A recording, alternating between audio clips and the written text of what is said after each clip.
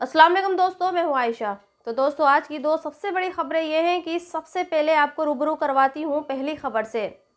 सैफ अली खान के घर पर चोरी करने आए चोर ने सैफ पर चाकू से हमला किया और वो फरार हो गया।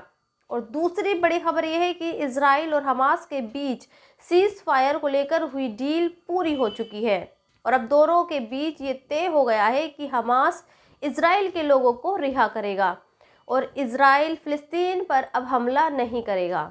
लेकिन हैरानी की बात यह है कि लोगों को इन दोनों ही खबरों पर यकीन नहीं हो रहा है। वो ना तो इस बात पर भरोसा कर पा रहे हैं कि मुंबई में एक फिल्म अभिनेता के घर पर कैसे कोई चोर चोरी करने आता है और चाकू से हमला करके चला जाता है, और ना ही उन्हें इस बात पर यकीन हो रहा है कि इजराइल सीज फायर की डील के बाद भी फिलिस्तीन पर हमला नहीं करेगा। फिलहाल आप इन तस्वीरों को देखिए, उसके बाद आगे की बात होगी। ये तस्वीरें गाजा की हैं। कतर में हुई डील की खबर पर गाजा के लोगों तक पहुंची तो यहाँ जश्न शुरू हो गया और लोग सड़कों पर उतर आए। लेकिन इस जश्न में लोगों के साथ साथ हमास के लड़ाके भी थे। आप जिनके हाथों में हथियार और बंदूकें लहराते हुए दिख रहे हैं, ये हमास के ही लड़ाके हैं। अब लोग ये कह रहे हैं कि जिन हमास के लड़ाकों को ख़त्म करने के लिए इजराइल ने फ़िलिस्तीन के 46,000 लोगों को मौत के घाट उतार दिया, अचानक से वो हमास के लड़ाके गाजा की सड़कों पर कैसे दिखने लगे, और क्या अब इजराइल इन लड़ाकों को देखेगा तो वो युद्ध विराम की अपनी डील पर कायम रह पाएगा। खैर, आज मैंने गाजा के लोगों की कुछ तस्वीरें आपके लिए निकाली हैं। आप ऐसा समझ सकते हैं कि ये तस्वीरें उन पिछले 15 महीनों की हैं जिनमें गाजा के लोगों ने इजराइल की बमबारी सही, उसके जुल्म को सहा। मैं अपने साइड में इन तस्वीरों को प्ले कर रही हूं और साथ ही ये सवाल भी उठा रही हूं कि आज गाजा के जिस जश्न में हमास के लोग शामिल हैं, ये लोग तब कहाँ थे जब गाजा के लोग अपने अजीज़ों की लाशों पर मातम मना रहे थे। सोचिए, अगर हमास और इजराइल के बीच जो डील आज हुई है, वो डील अगर 15 महीने पहले या फिर 5 महीने पहले की गई होती तो हो सकता था कि फ़िलिस्तीन में मरने वालों की संख्या 46,000 से कम होती।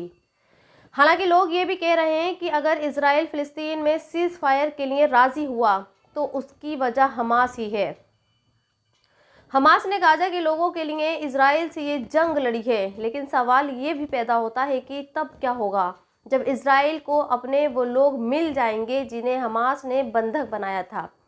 क्या इजराइल हिटलर प्रधानमंत्री नेतन्याहू तब भी डील पर कायम रहेगा, या फिर वो अपने लोगों को छुड़वाते ही फिर से वही बमबारी शुरू कर देगा जो वो पिछले 15 महीनों से लगातार कर रहा था। वैसे अगर आज की हकीकत देखें तो दुनिया के लोगों को इजराइल पर बिल्कुल भी भरोसा नहीं है, और ये भरोसा आज की ये खबर तोड़ रही है। जिस वक्त कतर में इजराइल और हमास के बीच डील हो रही थी, ठीक उसी वक्त इजराइल ने गाजा में एक फूड डिस्ट्रीब्यूशन सेंटर पर बम गिराया, जिसके बाद वहां 3 लोगों के मारे जाने की खबर है। अबू बकर अबेद नाम के एक फ़िलिस्तीन पत्रकार ने इस बात की जानकारी दी है, और अबेद ने ये भी बताया है कि इस हमले में एक पत्रकार भी मारा गया है। और सिर्फ यही नहीं, आज मैंने आपके लिए इजराइल के एक मशहूर अखबार द टाइम्स ऑफ इजराइल की एक हेडलाइन आपके लिए निकाली है। आज से करीब 15 दिन पहले इजराइल ने इस अखबार की हेडलाइन ली थी। आज इसे मैं आपको पढ़कर बताती हूँ। Alarming hostage negotiators, PM says Israel should be upfront about plan to resume war after deal. इसका मतलब ये है कि इजराइल का ये प्रधानमंत्री ये कह चुका है कि अगर इस बार हमास के साथ डील हो जाएगी और उससे अपने लोगों को छुड़वा लिया जाएगा, तब भी इजराइल इस युद्ध को ख़त्म नहीं करेगा, बल्कि आगे युद्ध कैसे लड़ा जाएगा इसकी प्लानिंग करेगा। और हाँ, एक बात और, लोग ये भी कह रहे हैं कि चूंकि इजराइल और हमास के बीच ये डील जो बाइडेन ने करवाई है, लिहाजा उनके जाने के बाद ये डील कितने और दिन तक रह पाएगी इसकी भी कोई गारंटी नहीं है। क्योंकि आज सोशल मीडिया पर ये बात भी चल रही है कि इजराइल का ये प्रधानमंत्री हमास और खुद के बीच हुई इस डील का श्रेय जो बाइडेन को देना ही नहीं चाहता। जब ये डील फाइनल हुई तो उसने बाइडेन को नहीं बल्कि अमेरिका के होने वाले राष्ट्रपति डोनाल्ड ट्रंप को फ़ोन किया और डोनाल्ड ट्रंप को शुक्रिया के साथ ये कहा कि उनकी वजह से आज इजराइल के जिन लोगों को हमास ने बंधक बनाकर रखा था वो अपने घर वापस आ रहे हैं। अगर आप नेतन्याहू की इस पोस्ट को पढ़ेंगे तो इसमें ना तो कोई बाइडेन का जिक्र है और ना ही युद्ध विराम को लेकर कोई बात हुई है। नेतन्याहू डोनाल्ड ट्रंप से सिर्फ अपने लोगों की घर वापसी की बात कर रहे हैं। सोचिए, अगर नेतन्याहू के दिल में वॉर को ख़त्म करने की ज़रा सी भी चाहत होती तो वो डोनाल्ड ट्रंप से ये भी कहता कि अब वो फ़िलिस्तीन के साथ युद्ध नहीं करेगा, लेकिन उसने ऐसा नहीं कहा। उसने सिर्फ अपने लोगों की बात कही। खैर, अब बात सैफ अली खान की करते हैं। फिलहाल सैफ अली खान को लेकर मुंबई पुलिस ने ये कंफर्म कर दिया है कि जो चोर चोरी करने आया था उसने सैफ अली खान पर चाकू से हमला किया है और इस हमले में सैफ अली खान घायल भी हुए हैं। लेकिन अभी तक मुंबई पुलिस को ये पता नहीं लगा पाई है कि ये हमला क्यों किया गया। क्या ये हमला किसी साजिश की ओर इशारा करता है या फिर ये हमला एक चोर ने पकड़ने जाने के डर से किया। आज मैं आपको सोशल मीडिया पर इस हमले और इस चोरी को लेकर जो बातें हो रही हैं वो भी बताना चाहती हूँ। एक वकील ये भी लिखते हैं कि सैफ अली खान के घर पर चोरी की खबर वाकई शॉकिंग है और शॉकिंग इसलिए है क्योंकि मुंबई कभी चोरी के लिए नहीं जानी जाती। वो ये भी सवाल उठाते हैं कि जब चोरी आधी रात को हुई तो फिर घायल सैफ अली खान को अस्पताल पहुंचने में सुबह 8 कैसे बज गए, यानी उन्हें 5 घंटे की देरी से अस्पताल क्यों पहुंचाया गया। इसके अलावा राकेश मोहन नाम के एक और पत्रकार ये सवाल उठा रहा है कि सलमान को मिलने वाली धमकियों के बीच सैफ पर हमला होना कुछ अलग ही कहानी बयां कर रहा है। ऐसा लगता है कि कोई बॉलीवुड से मुस्लिम कलाकारों का सफाया करना चाहता है क्योंकि सैफ अली खान पर चाकू से 6 बार हमला किया गया है। सोचिए, चोर जो चोरी करने के इरादे से आया था वो जानलेवा हमला क्यों करेगा। इंडिया टुडे की पत्रकार ऐश्वर्या पालीवाल ने भी सैफ अली खान पर हुए हमले को लेकर कुछ जायज़ सवाल उठाए हैं।